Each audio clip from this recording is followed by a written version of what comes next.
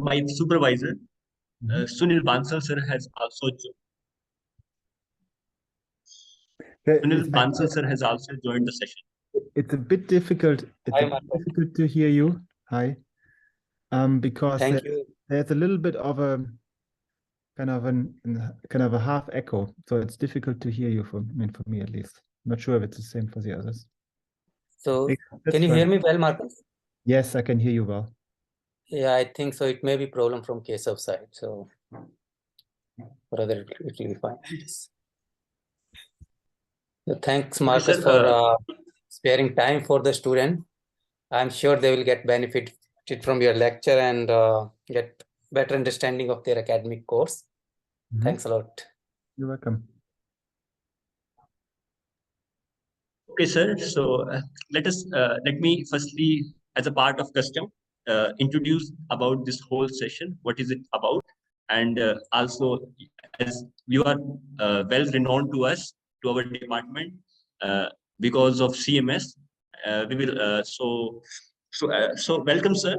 Welcome, Sunil, sir, and all the participant members. We are here today collected to enlighten ourselves about the CMS detector, how it works, how the data acquisition happen in the CMS detector, and how the particles that produce showering in various parts of detector, and the data is then analyzed. So this session is a part of an open lab experiment that we will do in our M.Sc lab, in which we will do 3 or 2 exercises. One will be of particle identification, and other will be of evaluating the mass of jet boson. So thank you very much, sir. So I will request Harspreet to introduce our speaker as a part of custom to all of us. Yes. Thank you, Keshav. You can't just and research is very similar to that. You have to work on the problem consistently, and sometimes it takes months or years until you achieve a result. These were the words of a very prominent personality who has joined us today. By name to the particle hunter, his team played a central role in the detection of Higgs particle at the LHC in 2012. It's my pleasure to introduce Professor Markus Klute, a very well-known particle physicist. He has been a full professor at the Massachusetts Institute of Technology in the USA since 2020. He has been honored with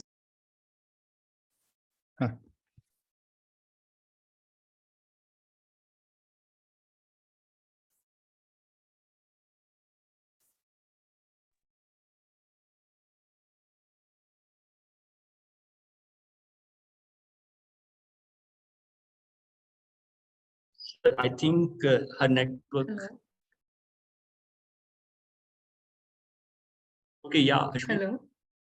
Hello. Am I audible? Yeah, you can continue. Okay. So by name the particle hunter, his team played a central role in the detection of Higgs particle. It's my pleasure to introduce Professor Markus Klute, a very well-known particle physicist. He has been a full professor at the Massachusetts Institute of Technology in the USA since 2020. He has been honored with Germany's most highly endowed international research award, the Alexander von Humboldt Professorship. He moved from MIT to KIT, located in Germany, as the new Humboldt Professor. He has also been honored with the CMS LHC Physics Center Distinguished Senior Researcher 2019, American Physical Society Fellow 2019, and the Sloan Research Fellowship 2011. His research interests include particle physics at the highest energies, in the design, construction, and commissioning of particle detectors, and in the analysis of the collected data. The central focus of his research is the investigation of the origin of elementary particle masses and the electroweak symmetry breaking with the CMS experiment.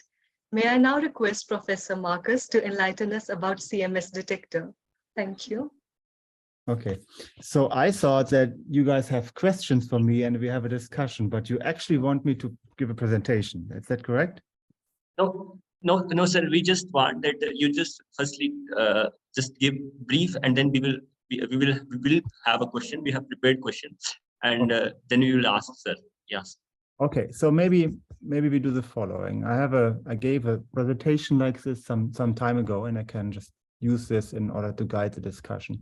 This might not be the right level for you, but you just interrupt me and ask questions as we go along, okay? Yeah? Okay. So Okay. I just need to figure out where to start. Here we go. So another question I have. Did you already have a course on particle physics?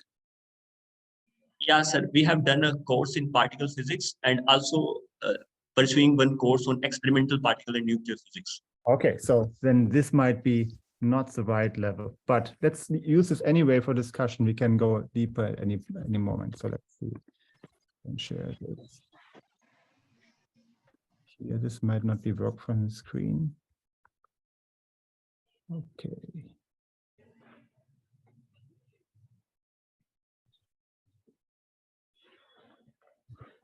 Yes.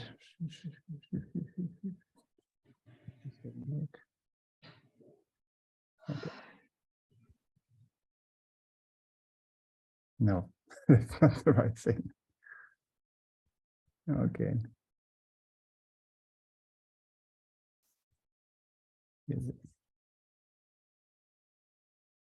Okay.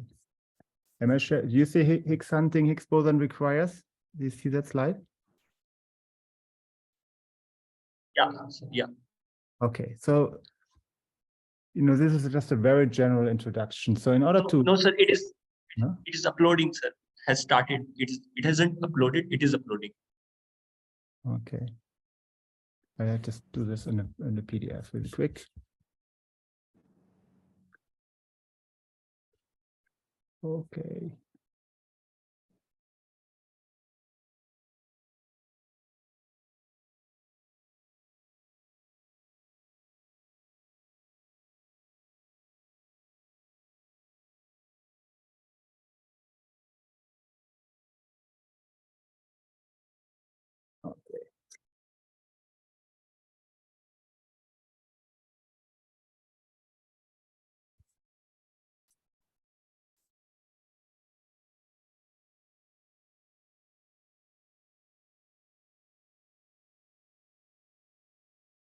Okay, so now this should be a PDF I'm showing, and it should be a black slide basically with mysteries of Mars unveiled. Is that correct?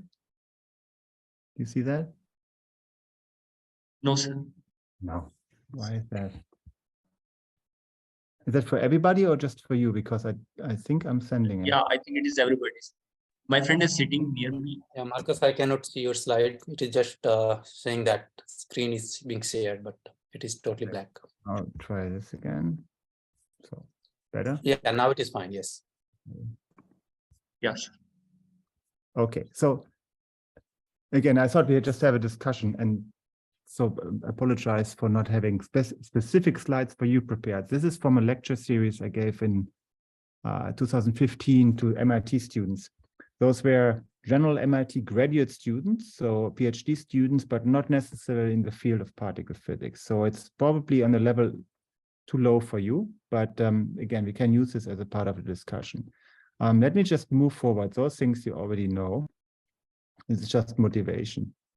So just to set our minds clear on this, in order to study the structure of matter, the structure of particle physics, of the standard model of particle physics, we use accelerators as one of our tools, not the only one, but as one of our tools. And the reason why we do this is that we want to use those microscopes to study very small scales, to resolve the proton and to see whether or not there's any more structures in this. And in a microscope, in a normal microscope, you use photons of a specific wavelength. Here we use quarks and gluons with a specific energy and therefore with a specific wavelength. And so the higher the energy, the better you can resolve structures. And so this scales with 1 over the size. And the second equation, you know very well, is E equal MC square.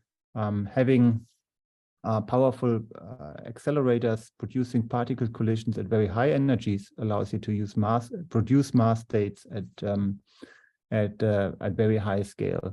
The last one is typically less known or less thought through or less discussed in particle physics lectures, is that we, in our collisions, also create very hot, dense form of matters, even in proton-proton collisions, but more prominently in heavy lead collisions, like heavy ion collisions, so like lead collisions at high energies. And so what we do there is we bombard this soup of protons and neutrons and form this very dense and hot form of matter, which is called a quark-gluon plasma. So the nuclei dissolve into a plasma of quarks and gluons, and our measurements from CMS specifically, they showed that this new form of matter behaves like an ideal liquid. So it's kind of like a liquid which has all kind of deformations and forms you can study in a collision. And what's really cool about it is, compared to, for example, cosmic rays, is that we can do this in a controlled environment. We can change the parameter of our experiment, the parameter of the beam, and therefore then study in precision what happens, reproduce the results, and so on. Beyond the accelerator, we need obviously gigantic detectors, and we'll talk a bit more about CMS. We also need extreme computing, because if you look at the total data volume of the LHC experiments, we have well succeeded 1 exabyte of data, which is 1,000 petabyte, which is 1,000 times 1,000 terabytes. So it's a huge amount of data which we produce and distribute over the globe and prepare it such that we can extract the physics from those experiments. And it's not just the storage, it's also the processing power. So currently, right now, at every given time, there's about 1 million cores of computing running, analyzing, simulating events. So there's a non-trivial task to do, especially when you go back in the beginnings of the LHC. This was a technology which was developed in the frame of our research. Nowadays, the Googles and Amazons of this world, they have more computing power, but they use this in a very different way than we do. And then there's people like you and like me and distributed over the world. The experiments are so complex that it requires the brain power not of a single country or a single institution, but we need to come together and prepare and build, design, operate those complex devices. So those are the ingredients. And there's one thing not mentioned here, which is money. It does actually cost quite some amount of money to get all of those to work. If you look at the history of particle accelerators, you see here as a function of here, so-called Livingston plot, where there was progress in particle accelerators over the years. This on a logarithmic scale even. On proton-proton or hadron colliders, and comparably on lepton colliders in this blue curve below. This curve has lowered a little bit, and it's not so much the technology, it's really the funding available to this which kind of makes this come down. But the highest energy collider here is the LHC, and there's some hopes that we will be able to build new colliders in the future. So this is the LHC. I'm pretty sure you have seen this. We will talk about the CMS detector.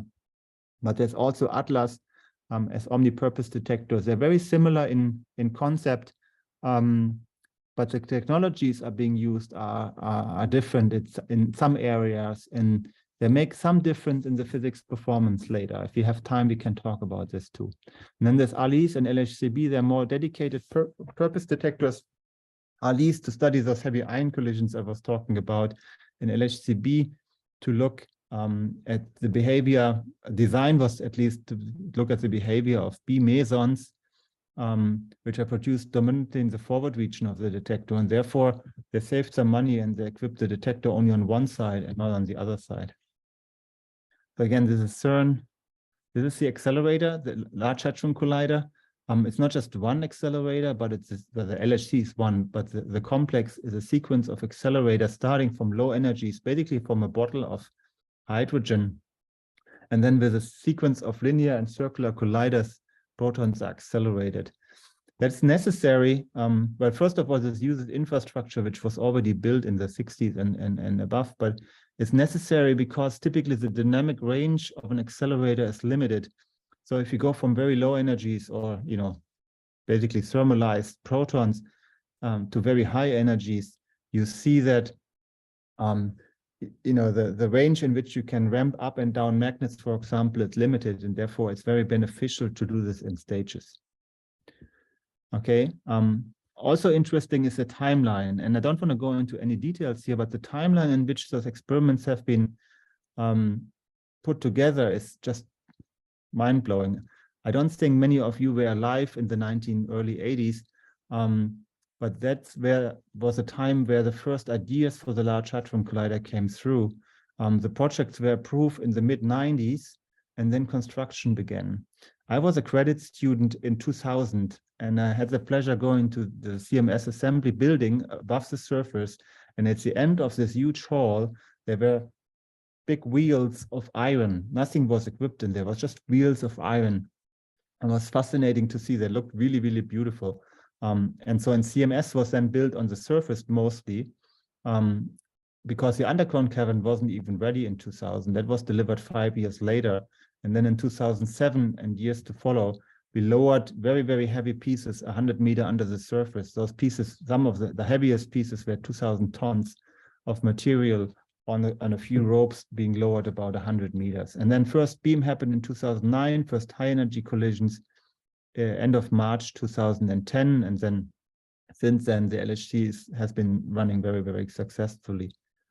What is a particle detector? If you just lean back and think about what is it the CMS detector does, it's basically a 3D camera which takes pictures of proton-proton collisions every 40 million times per second. So that's the rate in which protons or bunches of protons interact. The actual number of collisions is much higher. Each time a bunch of protons, there's 10 to the 11 protons in each of the bunch. They then cross, and in each of those collisions of bunches, there's currently in the order of 50 proton-proton collisions. We will ramp this up to about 200. So you have, on a time structure of about 150 picoseconds, 2 bunches of protons colliding, and then on a length which is about this much, you have proton-proton collisions. So the camera needs to not just able to record the momenta and the energies of those particles, but it also needs to be able to distinguish individual collisions and remove the things which are not interesting from the ones that are interesting. 40 million times per second also then requires that we don't record all the data. This would be in the order of the worldwide internet throughput, coming out of the detector. We cannot really handle this. So we have to make sure that we reduce the amount of data we actually want to analyze later already on the detector in the first stage. So we take those 40 million collisions, we look at them with on-detector electronics, we get some signals out of the detector to further process them on a time scale of microseconds, and then make the decision that most of the things are not interesting. Only about 100,000 collisions per second are then being read out. So then we read out the information from the detector, we reconstruct individual components very, very quickly, and then regard most of the events again to basically record only right now in the order of 2,000 events per second. And so that's called triggering, real-time filtering of the detector. But the goal then of the detector is really to measure as precisely as possible charged and neutral particles. Most of them, and there's other particles, the signatures which are easy for us to find are the ones of electrons and of muons. Also, bundles of particles we call jets are easy to identify, but there's many of those. Okay, so now we come to the CMS detector. So this is kind of an overview view, not very detailed, but it's first of all about the technologies. So it starts in the inner part. So when you are a particle and you're being created in this collision, the first thing you are seeing is nothing. There is vacuum in the beam pipe. And then there is a piece of beryllium protecting the vacuum. That's our beam pipe then. That's not equipped. And once you're going through this beam pipe, you see the first layer of our silicon pixel detectors. So those are a few of layers of pixel detectors. So it's made of silicon. Particles go through, charged particles ionize, and they build little signatures. They are space points. So you have a three-dimensional information of where charged particles go through. You have many of them. After a few layers of the pixel detector, there's more layers of silicon. Those are strip detectors. And you can connect those space points then to trajectories. Because this entire detector, the tracking detector and also the calorimeters are in this large magnetic field of a field strength of almost 4 Tesla, charged particles bend. So that trajectory is actually a helix, which we can reconstruct. And so from the reconstruction of the healing or from the bending, we can measure the momentum of charged particles. And then we have a couple of types of calorimeters. The first one is scintillating lead wolfram crystals. They're this long about. They have a diameter of about this size. And what happens then for a particle like an electron or a photon, they hit this material, they interact, and they shower, which means an electron radiates a photon. The photon does Park conversion, so there's building an electron-positron pair. And so this process continues till there's not enough energy anymore to produce those pairs of objects anymore. And what's left at the end is a shower of photons. In this scintillating material, this scintillation light is then brought to a photodetector and then can be converted into an electrical signal. And so by counting the number of photons at the end, we can then infer how much energy was there. This already gives you a sense of how well you can actually measure the energy. There's a statistical component which comes from square root over the number of photons. So that is one limitation in how well you can measure the energy of photons. There's a few others, sometimes light gets lost.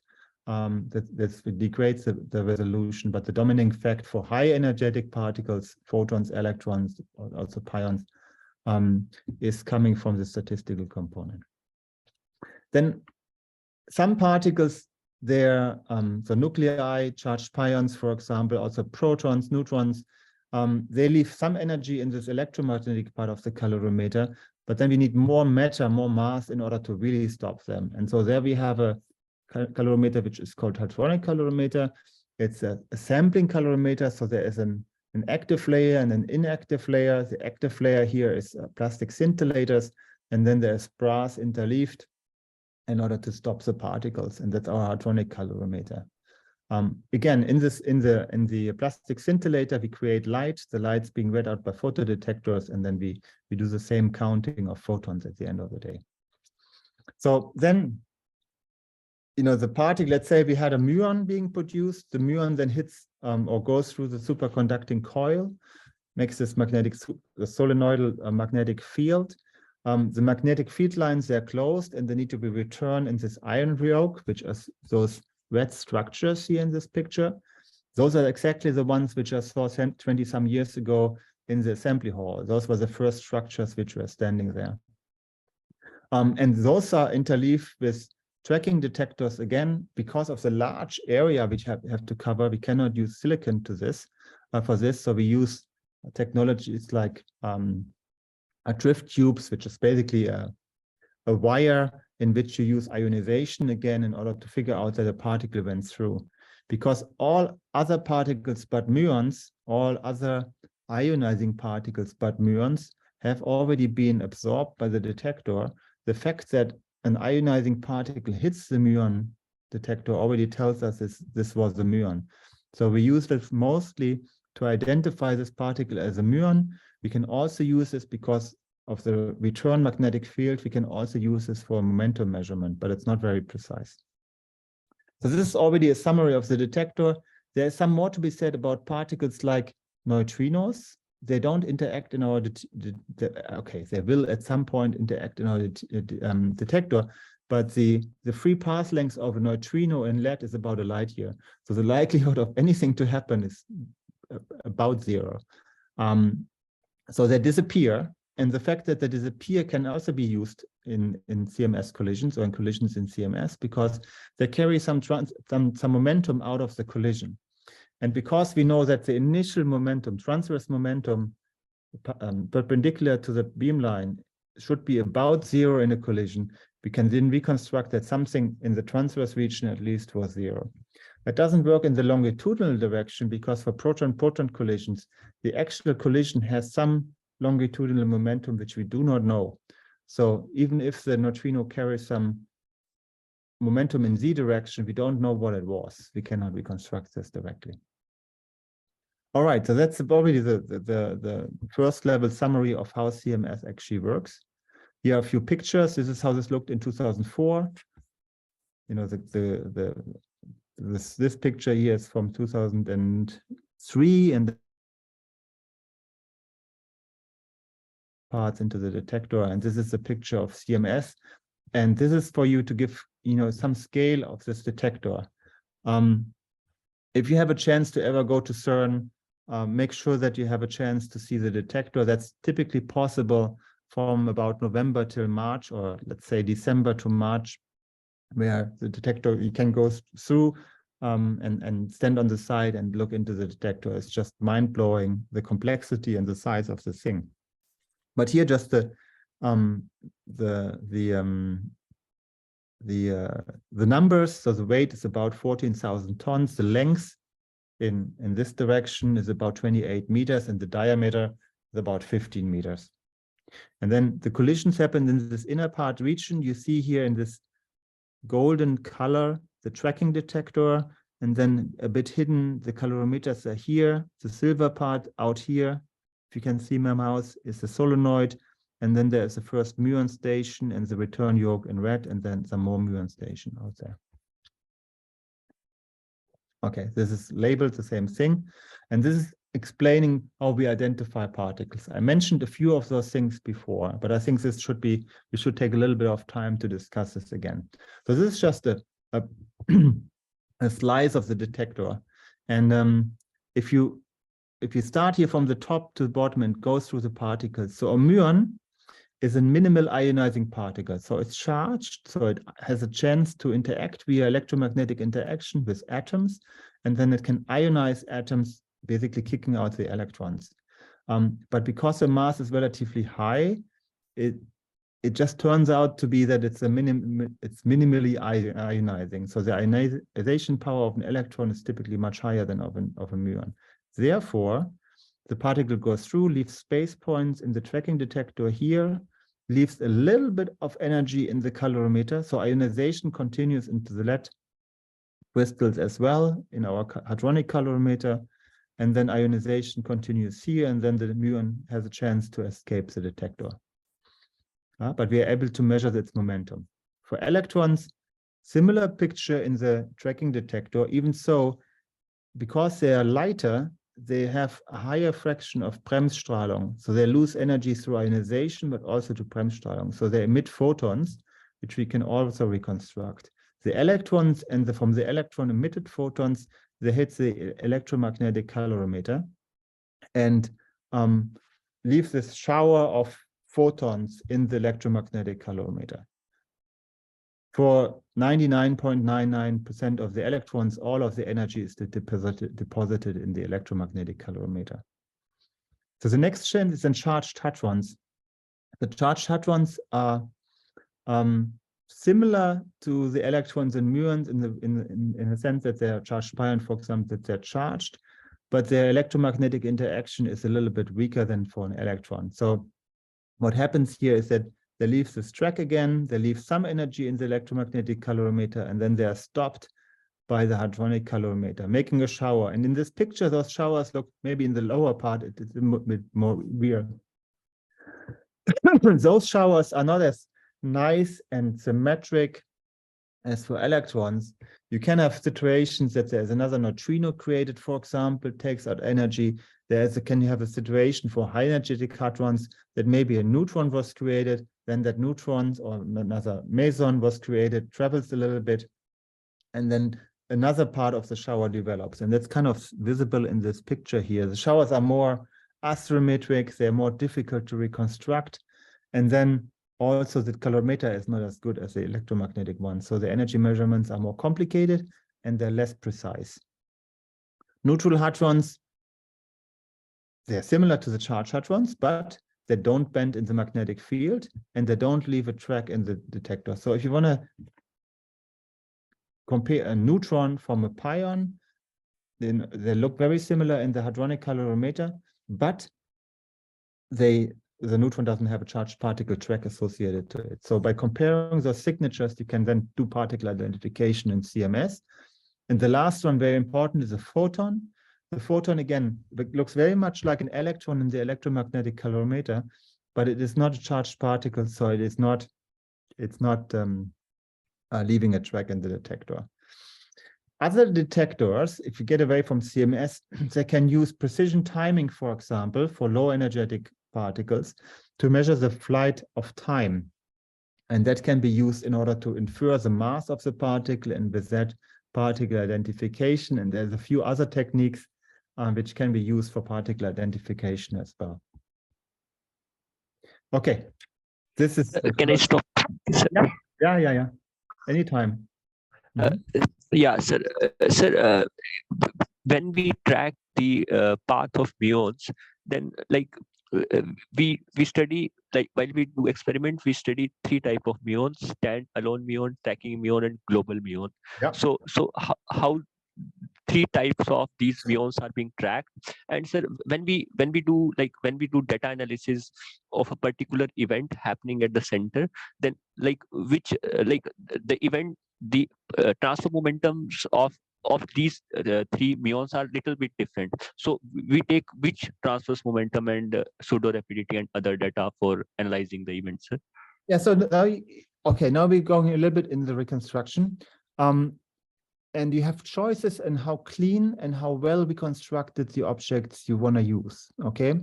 And so in our CMS data sets, we have different categories of the very same things, stages as a reconstruction. So you can identify a muon where the momentum of the muon is mostly measured in the inner part here, okay?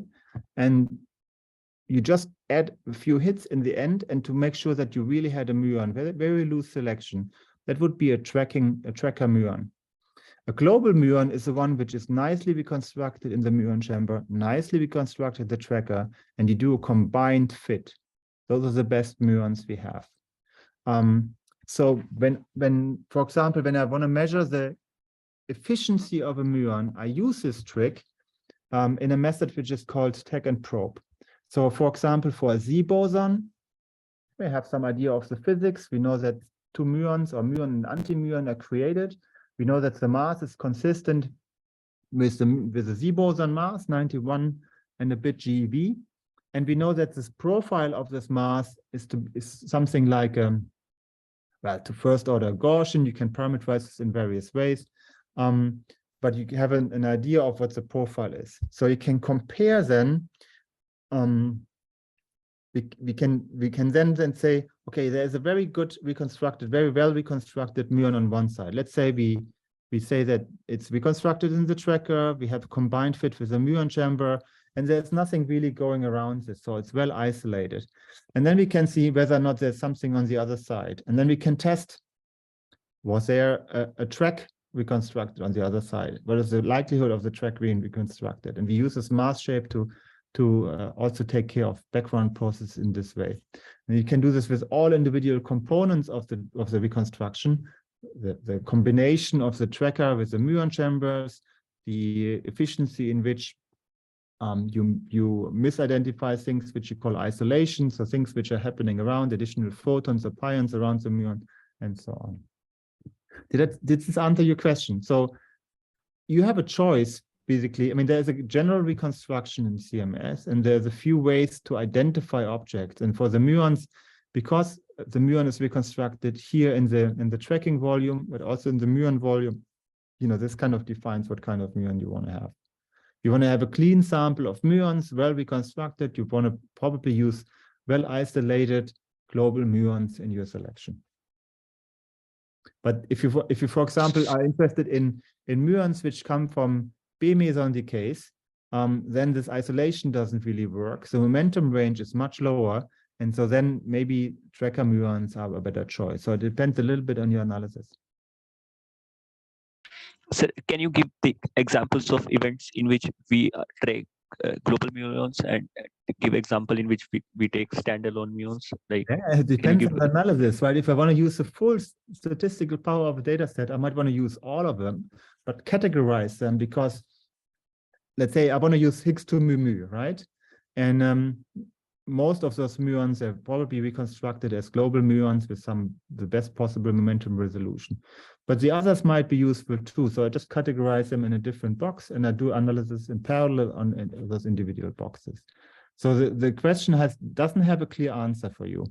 But as a starting point, if you want to analyze a Z boson or the heavy electroweak objects, that might also include new physics, then I would probably start with a global muon as a first go and then see whether or not there's additional information by using looser categories.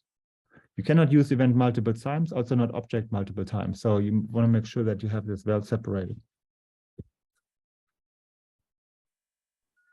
Okay, sir. Sir, I have other question with the same slide, sir. Sir, sir, suppose that we have hadrons and hadrons comes from the events and go to HCAL, hadron calorimeter, and then they release all the energy in the hadron calorimeter. Sir, when they travel their path from the center of the event to hadron calorimeter, they can lose some of their energy during their track. Sir, so how the evaluation of energy is being done? For example, sir, if we are measuring the energy of the hadron by how much showering it producing in the ecal, then isn't we are missing that energy which is used in tracking? So what are the error corrections? Yeah, so correction that is the way the reconstruction works is that we do actually first locally reconstruct those objects, at least currently. Let's say we locally in the hadronic calorimeter in each layer, we construct what is the energy deposition. Then we cluster this information and then we combine the information from individual detectors and we call that part particle flow. So there is if you want to see a property of a pion, you want to look in the particle flow collections. You want to remove things, well, a small contamination of electrons and muons. We typically order this in, the easier, you want to remove the ones which are easier to reconstruct. So the muons, the electrons, photons, and so on from your particle flow selections, and the rest should be hadrons. Most of them charged pions. And so if you have a track associated to a particle flow candidate, then it's a charged pion. And there in the reconstruction, we already take the energy loss mechanisms into account and sum them all up.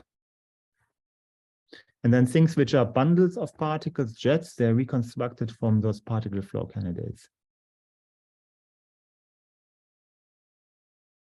Sir, also, sir, when we used to take general measurement, there can come error. So, sir, what are the chances of errors in these measurements, sir? Like, from where error can come? Like, okay, so there's multiple sources. So first, energy. If you start from just the hadronic calorimeter, there's uncertain in the individual measurement of the hadronic calorimeter. The HCAL has a time structure of 50 nanoseconds, and so collisions happen every 25 nanoseconds. So you can have energy energy from previous or following collisions in your reconstruction. We have a local algorithm which takes into account, but it's not perfect. So, you get a little bit of a widening of the resolution because of the pileup, even in the local reconstruction from before and after collisions. The likelihood of something being added to this collision from individual particles is very small, but also not zero. So you might have multiple particles hitting the same part of the detector. It's a local reconstruction. And then you try to connect this with the ecal and with the tracker in your particle flow algorithms. And their energy is being split towards being accounted only once. But this is also not perfect. So you can have mismeasurements there. So at the end of the day, you want to know what the energy was of a pion from a specific collision. You know, the pion gives this kind of cloud in the H-cal. Sorry. Cloud in the H-cal. And then we have on top of this algorithms which make sure that the cloud of another hadron from a different collision at the same time is being split up from this. So that we have some weights for this as well. So those are a number of ways this can go wrong. For example, sir, suppose that in an event we measure that like muon has a transverse momentum as of 25 GeV by C, then what is the order of the error that used to be